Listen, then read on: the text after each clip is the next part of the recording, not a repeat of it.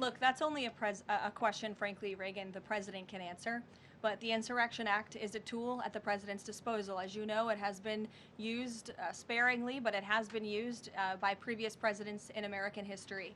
And I think the president's Truth Social post spoke very loud and clear to Democrats across this country, elected officials who are using their platforms to encourage violence against federal law enforcement officers, who are encouraging left-wing agitators to unlawfully obstruct legitimate law enforcement operations. And if you talk to any law enforcement officer, no matter what level they work at, they want to be working with their counterparts, whether that's at the federal level or the federal authorities wanting to work with their counterparts at the state and local level. And it's truly shameful that now for more than a year, you've had elected Democrat governors and mayors who have basically held their state and local law enforcement hostage and told them, you cannot cooperate with federal law enforcement. Why?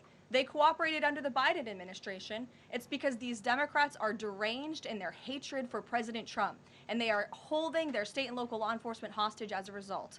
And these Democrat mayors and governors are doing this over what? Over the lawful and legitimate law enforcement operations to remove violent criminals from the streets of Minnesota, from the streets of California, from the streets of New York, and from the streets of every state across this country.